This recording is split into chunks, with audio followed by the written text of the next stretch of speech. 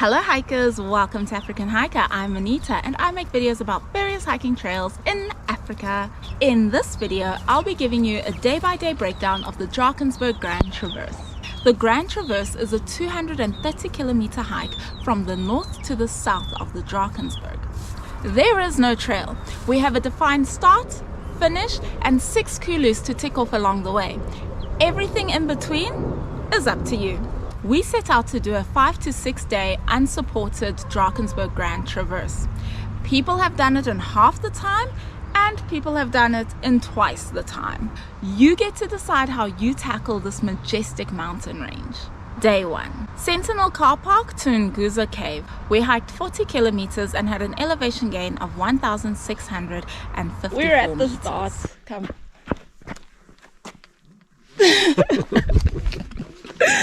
We're gonna start at 8:30, so we've got 3 minutes and then off we go. 2.5 minutes now.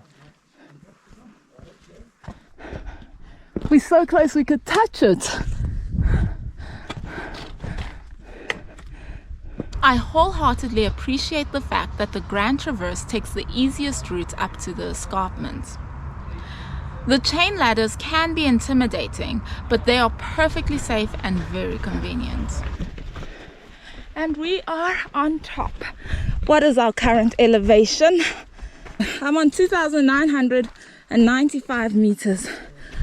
And we are 1 hour and 30 minutes into our Grand Traverse. So you see there's like 2 shoulders and there's like the tracking summit in the middle? Yes. We made our way to the first checkpoint, Mount Sources. 50 meters to the top.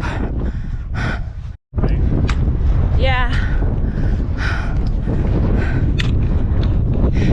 Checkpoint number 1. For the longest time, it was believed that this was the highest peak in South Africa.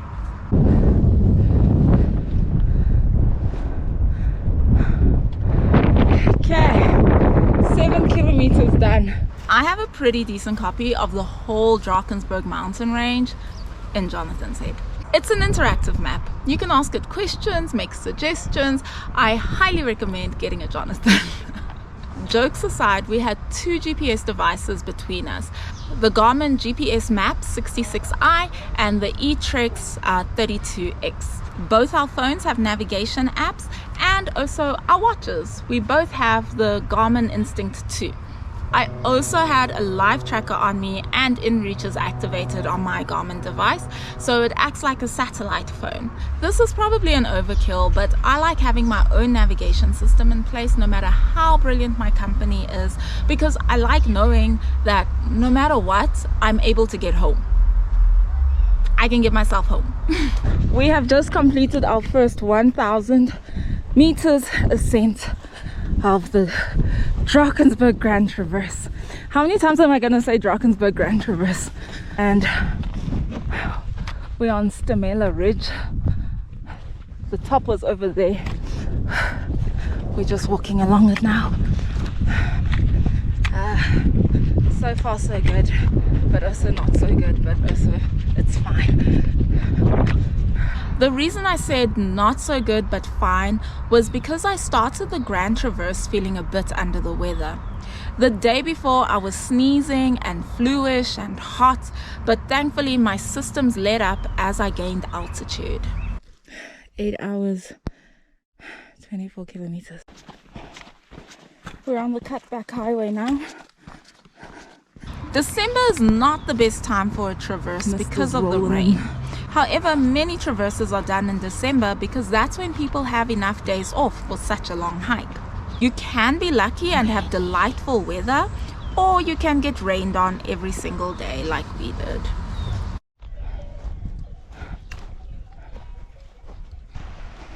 We arrived at Nguza Cave in the dark, with thick mist and rain accompanying us. Quick tip, Nguza Cave is not a good cave if you value being dry. The floors are wet, the walls are wet, there's drips coming from the ceiling, and to top it off we even had like mist wafting in. So like even the air is just wet. Day 2. Nguza Cave to Upper Ndamini Cave. We hiked 22 kilometers and had an elevation gain of 1,185 meters. Good morning. Day 2. And I've got nothing to say. I had a horrible night, that's all. Woke up to wet gear. Not a great way to start the day. And it was a misty, drizzly day with the sun only appearing here and there now and then. All our things were sopping wet from last night, so now they are drying. The sun was here, but now it's gone. But at least there's a breeze. Snack time. Let's try your Christmas cake. 'Cause it's Christmas. It's not yet Christmas, it's the 24th of December. Drying our air mattresses like this turned out to be a big mistake. I ended up with a puncture and spent the rest of the traverse sleeping on the cold, hard ground. Jonathan also got a puncture, but his was a slow one. This is spectacular. I've always said that the best way to train for a hike is by hiking. I still stand by this. To prepare for the Grand Traverse, we spent weekends hiking sections of the Drakensberg, covering distance and elevation. In Joburg, I'll do day hikes in the Magaliesberg with a heavy backpack and cycle. Jonathan is a runner, so he ran to train. The main thing is you need to build strength and endurance.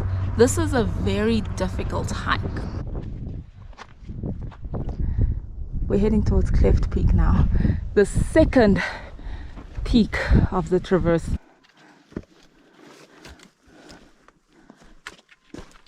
There's Cleft Peak. At least we get to see a bit of it. The weather has been so gloomy. At least there's some blue sky. Did you see it? And we're on top. Just like that. Whew, but this one, we fought for it.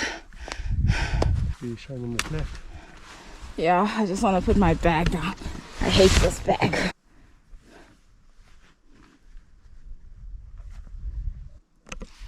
Look at the face. I think Dudima might be my favorite area of the Drakensberg. That's what I think. Look! Imagine if we could have actually seen the views today. Maybe it would have solidified the decision. Like, the Dim has been my favourite part of the Drakensberg for a very long time. And it's got so much. It's got really good caves, it's got phenomenal passes, it's got really cool freestanding peaks, it's got very, very cool escarpment peaks. Cleft Peak's one of the coolest peaks in the Drakensberg, in my opinion. We decided to make the day much shorter than planned because of the wet weather. I took full advantage of the early finish and indulged in a river bath. This was my first and last bath on the Grand Traverse. There's home for tonight. We got to the cave before 4 p.m. and had a restful afternoon, airing our feet, enjoying the sun and watching the clouds roll by. Ugh.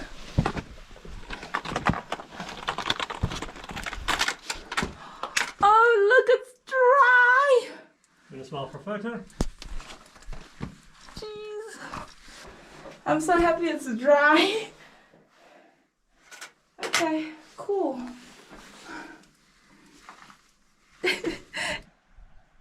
Good morning. Day 3. Upper Ndamini Cave to Upper Njasuti Cave. We hiked 41 kilometers and had an elevation gain of 1,516 meters. He must be. The animals are there, he's there. Yeah. The dogs sang us Christmas carols. Oh, sorry.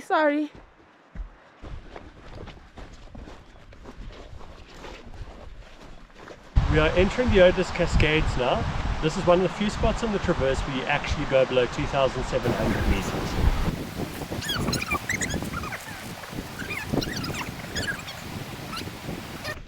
Busy fighting my way up Yodeler's Ridge. I don't like it.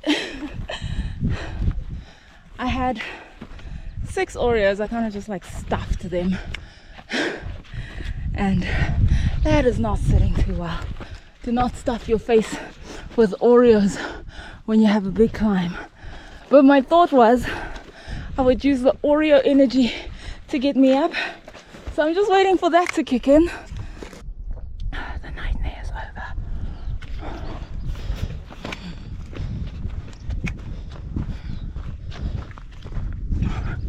Honestly, it wasn't too bad.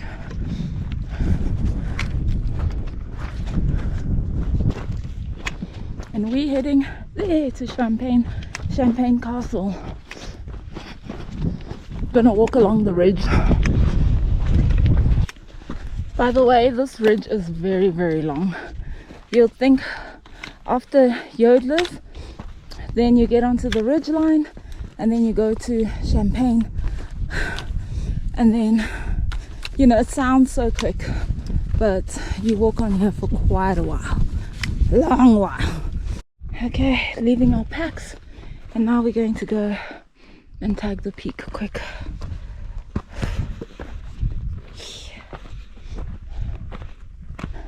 Look, there's the peak, just there. So close. Up there. Champagne Castle. We're at the top.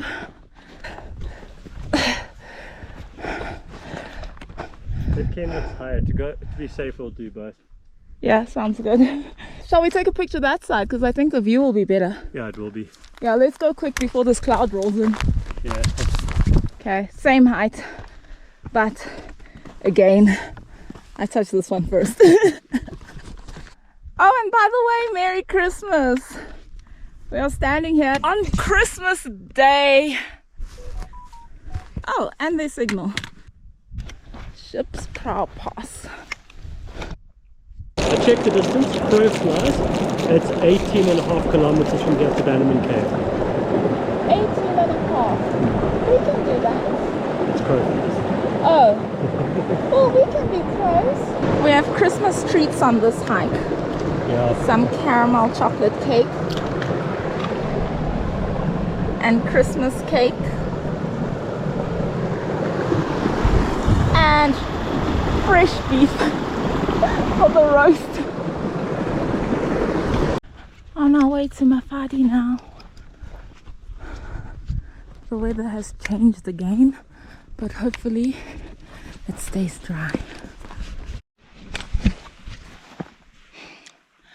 I definitely prefer approaching Mafadi from the other side, not from this long valley next to Leslie Pass. Look at that. We've been here forever. 35k so far. Just quickly going up Ntabalong. Since it's here and we are here. And then we go to Mafadi somewhere. Mafadi's like 2 k's away.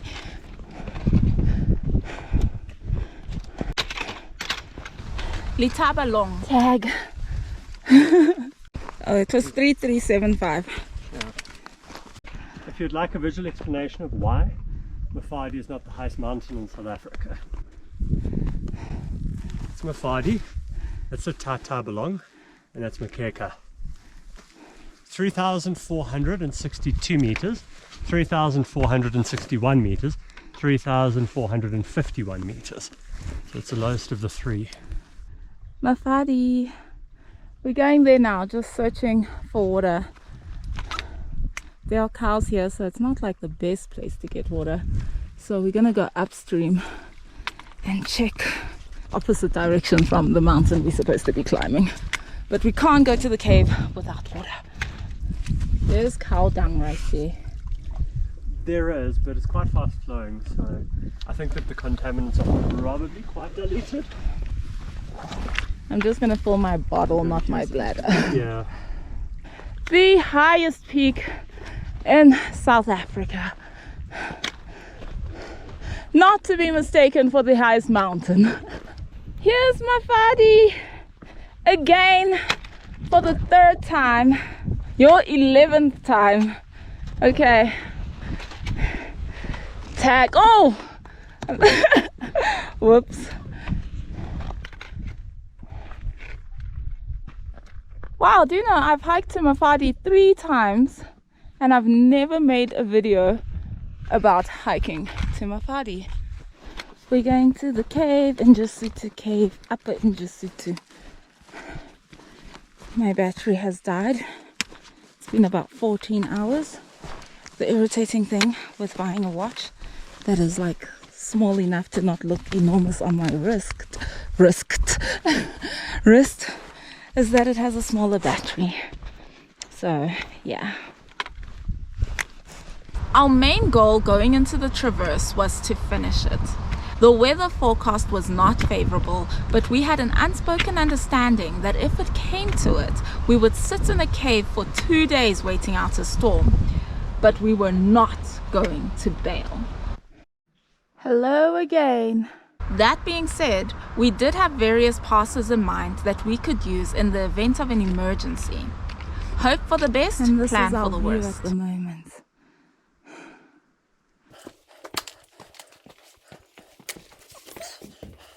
It's like we're in the mansion. Oh gosh. Jonathan, I think this is the hardest hike I've ever done. It's a Grand Traverse, it's supposed to be. Day 4. Upper Njasutu Cave to Lateni Cave. We hiked 34 kilometers and had an elevation gain of 1,403 meters. The hills are alive with the sound of sheep bells. I was in a very cheery mood. Guess where I am? Somewhere in these reeds is where we slept during 9 Peaks when we finished tagging Mafadi, and then we came down. You see that saddle there, and went chim chim chim chim chim chim chim. But the sun set on us, and we walked all the way here to Bannerman's Pass, but it was dark and windy, and I was like, ain't no way I'm going down there. So then we made a home in the reeds, and it actually is such a nice spot because on a windy night, I should show you. You know, Jonathan should make himself useful and film, but oh wow. He's just... Okay, the ground is wet, but we just laid here in the reeds on our backpacks. This backpack was the one, and I had an emergency blanket because I always have one with me. Even today I have an emergency blanket. Jonathan, do you have an emergency blanket? I do not. Last time my partner also didn't, but I have one. We'll be fine. Anyway, that's how we slept, on our backpacks and with an emergency blanket in the reeds. And it was so beautiful to wake up and just see the sky change color in front of you. Oh, that was so nice. Oh, and maybe I was even wearing these pants. Bannerman's is so special to me. It holds so many different memories, so many different versions of me. I'll always love Bannerman's. Some of the traverses on literal rock. Bannerman's Cave, just to see. Look at this.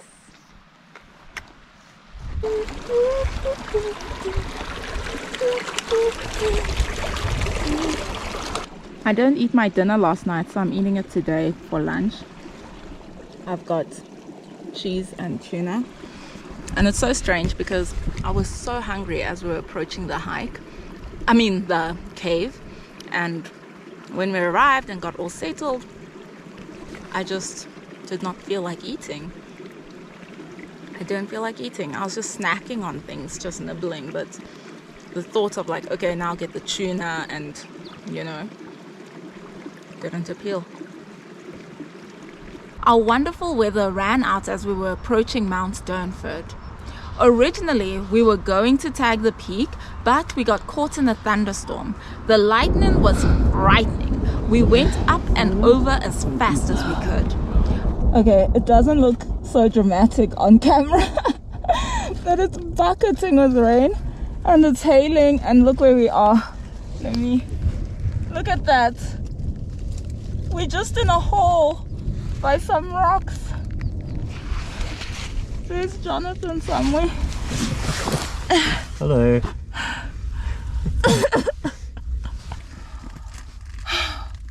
If you want to do the Drakensberg Grand Traverse, this is what you have to contend with.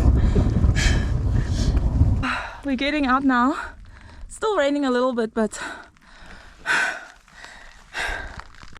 A vital tip: pack as light as possible. To reduce the weight we'd have to carry, we did not pack things like stoves, tents, a change of clothes.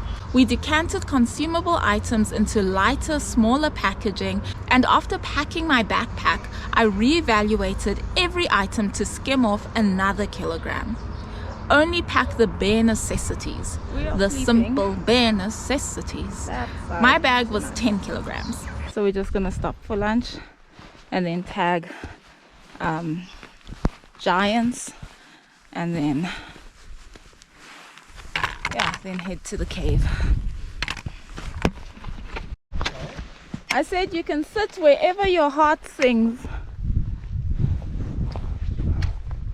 One thing that came to mind while I was dragging myself up the nth ridge was that my backpack was heavy, like my backpack itself. It weighs 15% of my bag weight, which for a 30-liter backpack is quite heavy. Nearly at Giant's Castle Peak now. If I do the traverse again, I'll definitely look into lighter backpack options. And here we are. Checkpoint 5. Woohoo! Number 5. One to go. Oh, we should do our summit selfie. You're now in the 360. Unfortunately, when we got back, we found out that a bird had ripped open Jonathan's pack and pulled out his electronics. But look, we're on a nice path. Don't look at the view. Jonathan really said, "There's a cave I've been to this one time, years ago. Let's go there instead." And so we went there. I was looking at this slippery wet rock. Are we going there? Yeah, It's a bit further, but it's okay. well, we'll see. Just to say if I remember, further down the gully next door. We weren't planning on staying here. We were planning on staying at Giant's Pass Cave. But we've decided on this one so that tomorrow's a little bit shorter.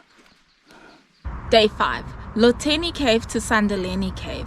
We hiked 50 kilometers and had an elevation gain of 1,770 meters. We had a beautiful morning hiking in the Mokatlong. I've only ever heard unpleasant retellings of hikes in this valley because it's usually very hot, so tackling it first thing in the morning was a huge plus. It's a long valley. 19k so far. 422 meters. What we are climbing now is the highest ridge of southern Africa, which will take us to the highest peak of southern Africa, Tabana and Lenyana, which is of course the highest peak of Lesotho. Oh my gosh.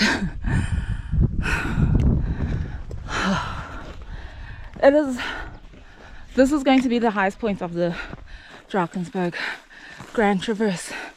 Naturally, right? It's the highest point of all southern Africa. Look how far we've come. This is not the top. Not even close. But we're getting there. We're on 3,300 now. We're coming for you, Tabana. We're coming. Still getting there. It is not an ultra prominence mountain for nothing. Look how far we've come. And finally, she lets us see her. There she is. Tabana and Kenyana. 24 Ks so far and 8 hours just to get to her, and we're not even there yet. We are here, Tabana and Kenyana. Again, there we go, the highest peak.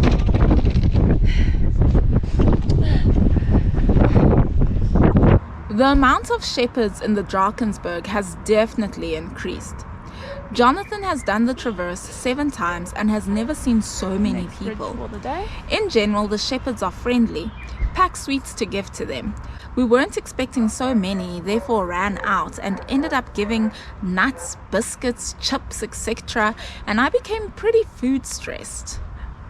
The shepherds in the more touristy areas were more pushy and made things rather uncomfortable. The ones near Leslie's didn't take off their balaclavas. And at Tabana and Kenyana, we had 4 surrounding us and 1 proceeded to follow us for a little bit. In contrast, the shepherds in the remote areas were very welcoming and even offered us refreshments, which we could not accept because this is an unsupported Grand Traverse and that would count as support. I think we could get a selfie.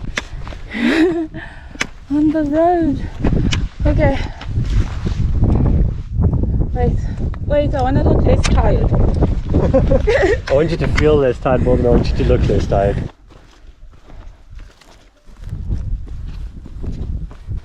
It doesn't matter if you're struggling. What matters is that you reach the top. Everything after this is easier. After this, it's easier. Nearly at our cave, but we might run out of daylight. See you tomorrow. Another thing to contend with on the traverse are the dogs. If the shepherds are with them, they are not an issue at all. If the shepherd isn't there, best pick up rocks. We encountered an angry dog in the pizza nen after sunset. All you could see were its glowing eyes and the dark shadow of its body as it got closer. Rocks were thrown and eventually a shepherd came out to help us. He was so kind. He even offered us a place to sleep for the night, but we declined because this is an unsupported traverse. Good morning. Sorry? It is day 4. No, it's not day 4. I'm so lost. It's day 6. Oh my gosh, we've been walking forever. Day 6. Sandeleni Cave to Bushman's Neck border post. We hiked 39 kilometers and had an elevation gain of 1,300 meters. We overslept. We're going there. Rhino Peak. Favorite view on the traverse. Fat Acre Ridge. See that ridge in front of us? That's the next climb. The weather turned and we had rain the rest of the day. They're nearly there.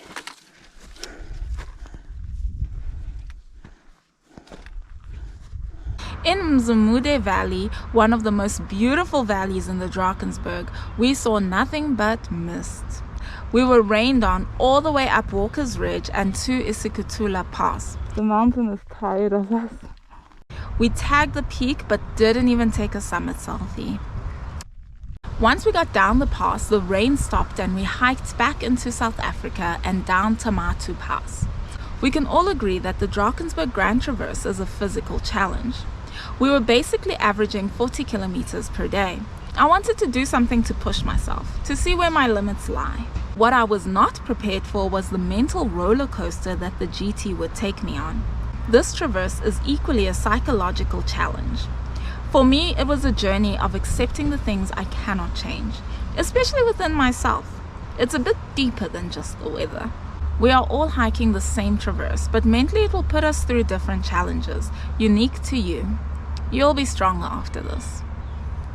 Look at the mushroom! And it wasn't all doom and gloom. There were times during the traverse where I felt so powerful, like I'm doing it, I'm actually doing it. And moments that were filled with awe and wonder. Even the terrible weather wasn't bad. I preferred the cool conditions to hot days. Yes, we missed out on some of the views, but that's the nature of the mountain. Nothing is guaranteed. Homebound! Whoopsie, slippery! We reached Bushman's Neck border post at 10 to 7 on 28 December 2024. 130 hours and 20 minutes to complete the Drakensberg Grand Traverse. 5 days, 10 hours and 20 minutes. I actually like that pattern. 5 days, 10 hours and 20 minutes. This is the hardest hike I have ever done. Touch the gates. Selfie. Okay, let's go around. I was hoping it was still going to be open. But now we have to go around because we're late.